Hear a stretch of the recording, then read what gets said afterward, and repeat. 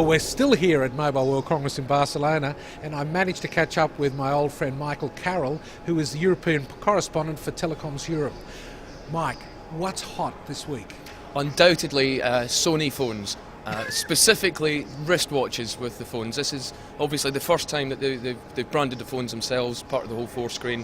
They've got some lovely new Xperia handsets, but they've also finally got some wearable technology that works. Bluetooth, it accesses the basic functions on your phone, calendar applications, Facebook and so on. You can set up your music and work it all from this. We're not quite at the level of calling up a black Trans Am just yet, but it's nice to see that after a decade or more of talking about wearable technology, there's something out there that's actually practical, and they're launching next month. So it's something that's actually in motion, and here it comes. Well, that's been pretty cool. There has been a lot of technology here on show, particularly handsets and tablets. But what about big overriding themes for the industry? Did you pick up anything in the last day or so that is standing out? Yes, absolutely. We've had some very interesting talks on mobile money. Obviously, most people are still regarding that as an emerging markets or developing markets play.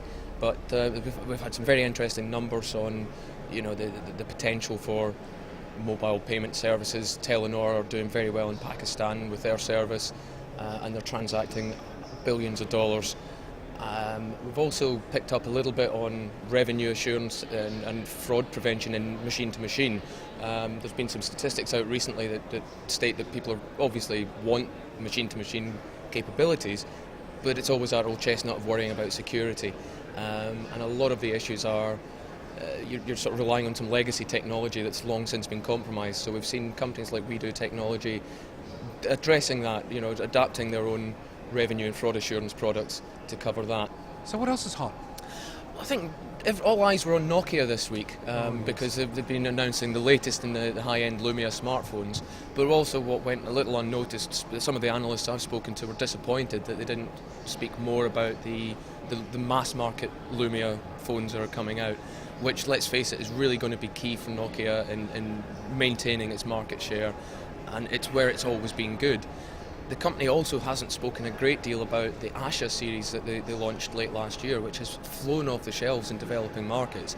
And as a result, as soon as their press conference was finished, I'm told this week their share price took a drop after the press conference at this event this week, because they didn't address that low mid-tier $150 smartphone, and they focused far too much on their new Lumia 900, the real high end.